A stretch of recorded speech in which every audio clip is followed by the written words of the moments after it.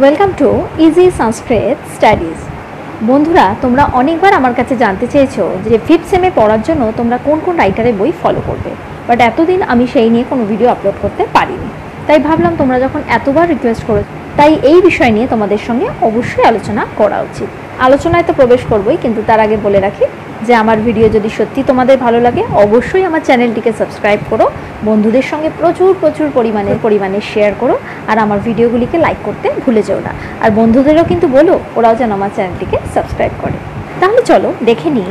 Fifth সেমে তোমাদের প্রথমেই থাকছে বৈদিক সাহিত্য। ওকে, বৈদিক সাহিত্যের থেকে সূক্ত বা নানান ধরনের উপাখ্যান তোমাদের পড়তে হবে। তার জন্য তোমরা কোন বইটা ফলো করলে ভালো হয়? তোমরা অবশ্যই ফলো করতে পারো শ্রীমতী শান্তি বন্দ্যোপাধ্যায়ের সম্পাদিত বৈদিক পাঠ সংকলন নামক পুস্তকটি। ওকে, এরপর বৈদিক ব্যাকরণের বৈশিষ্ট্য এবং ভাষাতত্ত্বের পোর্শনটি পড়ার জন্য তোমরা ডক্টর রত্না বসুর লেখা তুলনামূলক ভাষাতত্ত্বের বইটি ফলো করতে পারো। এটি খুব ভালো বই। নেক্সট, বৃহদারণ্যক উপনিষদ চতুর্থ অধ্যায়ের চতুর্থ ব্রাহ্মণ এবং পঞ্চম ব্রাহ্মণ পড়ার জন্য তোমরা 3 জনের সম্পাদনা রচিত একটি বই ফলো করতে পারো। অবশ্যই বইটির নাম বৃহদারণ্যক উপনিষদ, আর সম্পাদনা করেছেন ডক্টর করুণা সিন্ধু দাস, তারপর বেচারাম ঘোষ এবং ডক্টর সুবুদ্ধিচরণ গোস্বামী। বোঝা গেল?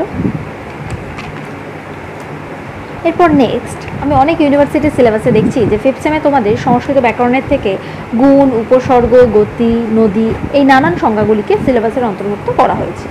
তার জন্য অবশ্যই তোমরা পাণিনিয়ম বইটি ফলো করতে পারো, অবশ্যই ডক্টর লাহিড়ী অ্যান্ড শাস্ত্রীর। ওকে, বৈয়াকরণ সিদ্ধান্ত কৌমুদী গ্রন্থ অনুযায়ী কারক প্রকরণ পড়ার জন্য তোমরা অবশ্যই ফলো করতে পারো ডক্টর সচ্চিদানন্দ মুখোপাধ্যায়ের সম্পাদনায় রচিত বইটি। ওকে, নেক্সট, বৈয়াকরণ সিদ্ধান্ত কৌমুদী গ্রন্থ অনুসারে সমাস প্রকরণও তোমাদের সিলেবাসের অন্তর্ভুক্ত। এর জন্য তোমরা অবশ্যই ফলো করতে পারো ডক্টর সচ্চিদানন্দ মুখোপাধ্যায়ের বইটি।